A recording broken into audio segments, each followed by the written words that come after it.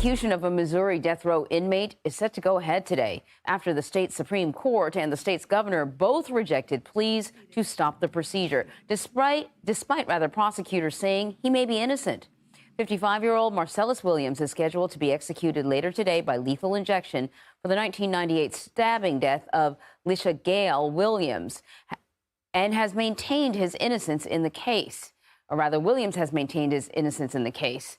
Attorneys for Williams still have an appeal out to the U.S. Supreme Court, though. So joining us now to discuss this is CBS News legal contributor Rebecca Roiphe. Rebecca, good morning. So this execution has actually been sort of pushed along kind of several times. Help us understand, though, what the arguments were from Marcellus's attorney, what they brought forward, and why this time around the Supreme Court was not swayed. There were two arguments, Anne-Marie, that the lawyers made this time. The first one was that Marcellus did not receive a fair trial because the prosecutors wrongfully excluded a juror based on that juror's race. The second argument was that the prosecutors destroyed the only evidence that could possibly exculpate Marcellus in this case. And so those two arguments failed in the Missouri Supreme Court. What's left now is just one last chance with the U.S. Supreme Court. I found it interesting sort of reading some of what the justices had to say, and some of their phrasing, maybe you can explain to me, but it was essentially, I see nothing here that would prove his innocence, which I thought was an interesting way to phrase it, because I thought it would be, I see nothing here that would, I don't know, somehow I thought that the phrasing would be different, but I guess at this point, the conclusion of the court is that he is guilty and you need evidence to prove otherwise. Right. I mean, once somebody has been convicted, the jurors have decided, 12 jurors have decided that he's guilty of this crime, then, that presumption that we normally have that people are innocent shifts. That said, the idea that we might execute somebody who is potentially innocent is itself troubling. And I think that's what you're picking up on, the idea that there might be one possibility. And especially in a case like this, where there is, significant evidence that prosecutors themselves contributed to the loss of the only evidence that could exculpate this defendant, it's troubling. And that those prosecutors themselves have joined with the defendant's lawyers in an attempt to stay the execution is remarkable, and something that should give the courts pause here, I think, but have not. Really quickly, any other options for him? Well, he has one last option with the U.S. Supreme Court. He's asked for a stay of his execution based on that argument, the constitutional argument that the juror was wrongfully excluded due to race. We have not yet heard from the Supreme Court. He is scheduled to be executed, as you said, later today. So, we're waiting that last minute, the response to that last minute petition. All right, Rebecca, thank you very much. What up? It's me, Prez, and welcome back to another episode of the Tabloid Tea. Thought I'd play that clip first so you know what we're talking about. We are talking about Marcellus Williams. He is scheduled for execution today in about like 6 hours, a little under 6 hours. In Missouri, even though there is no reliable evidence proving that he committed the crime for which he is sentenced to death for, which isn't true. It can't be true. Like, if there's no reliable evidence that he did it, why is he on death row at that? You know what I mean? So there's definitely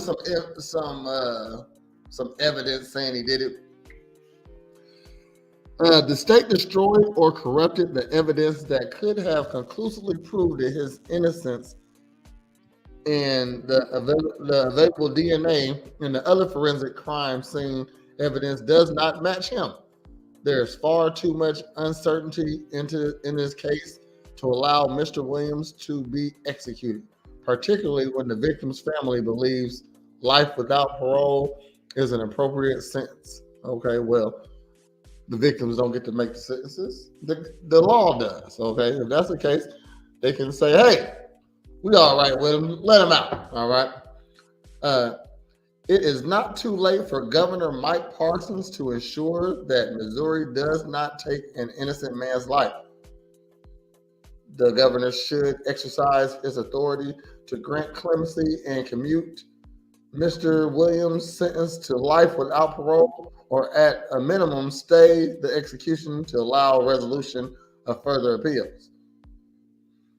With the weight of this evidence and the unreliability of the witness who testified against Mr. Williams, his conviction must be reevaluated to ensure that justice is truly served. Dedicated professionals from the Innocence Project, Midwest Innocence Project, and Bryce Cave, along with attorneys Larry Comp and the Federal Public Defender, Western District of Missouri, and Kent Gibson, make up the team that continues to fight to stop the September 24 execution. They hope that justice will eventually prevail in the way of exoneration. All right, so he's in Missouri. He is convicted of first-degree murder, robbery, and burglary. He's already served 24 years of a life sentence, which means nothing, I guess. He was indicted on August 11th, 1998, convicted July 15th in 2001. He pleaded guilty. Accused pleaded guilty. No, he didn't plead guilty. Contributing causes of conviction was informant. So the people who said that he did it, he had it, and got the death penalty. The race of the victim is Caucasian. Why would they put that on there?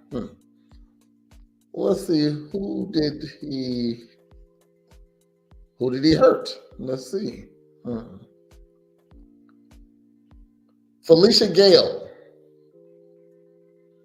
Felicia Gale was an American journalist who was murdered during a burglary in her gated community in University City, Missouri on August 11th. Gale, a 42-year-old reporter for the St. Louis Post-Dispatch, was found dead in her home, having been stabbed and cut 43 times with a butcher's knife taken from the kitchen. A man named Marcellus Williams. Say that 3 times fast. Marcellus Williams. Okay. I guess if I can say it 3 times fast, you can too.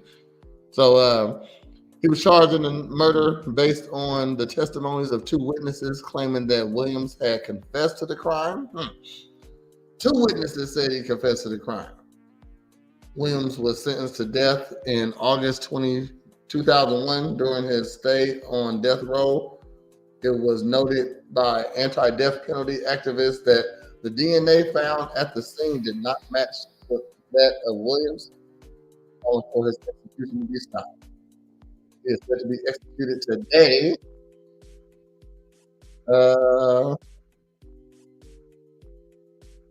More about Felicia Gale. She was born in Rockford, Illinois. Hey, I'm from Springfield, Illinois. That's not far from me. She had graduated from the University of Illinois with a degree in journalism. Everybody go to in Illinois. That's a prestigious school. Go Illini. By 1981, she worked as a reporter for the St. Louis Post-Dispatch. Damn, how old is this? How old was she? How old was she? She was 42 years old? Hold on. Oh, well, he been on death row for 20 years. So, okay. All right. So yeah, she'd be 60 something right now. All right. By 1981, she was working as a reporter at the St. Louis Post-Dispatch, where she stayed until 1992. She left the newspaper to pursue more philanthropy and volunteer work. It's a nice lady. In 1998, Gale lived with her husband, Dr. Daniel Pickus, in the home in University City, a suburb in St. Louis, Missouri. They had known each other since childhood. Aww. He is a radiologist. Okay. Well, Mr. Marcellus approximately has 5 hours and 37 minutes left and 47, 46, 45 seconds to live. Okay. They said that they wasn't going to give him a stay. I bet you they do. Okay. This ain't Stanley Tukey. This ain't Stanley Tukey. This is and is evidence that says that, like, okay, so in the clip I played, they said normally you're presumed innocent until proven guilty, but when you've been proven guilty, you are guilty until you can prove you're innocent now. Okay. So, man, if they ain't did it yet, maybe they're not gonna make it. But I'm gonna just stay positive and say, hey, I bet he get his stay. You know what I mean? And I have no bias towards this guy. You know what I mean? I don't know if he really did it, but it says 2 witnesses says he did it. Those are pretty strong. That's pretty strong. If it was only 1 witness, maybe he definitely would have got a stay. But it's 2 witnesses saying that he did it. So that's a lot of evidence right there, that's a lot of evidence. 2 people said you told them personally that you did it. And that's maybe he did, but maybe he still didn't do it. I don't know. Okay, but even saying you did it don't make you do it. Okay, don't make that you still got to prove that I did it. Even if I said I did it, prove that I did it. Okay, so it can't be the only evidence that they have against him. So, all right. So, Marcellus Williams, I'm hoping that you get your stay, and I will keep y'all updated on this case. So, have a good day. Holla.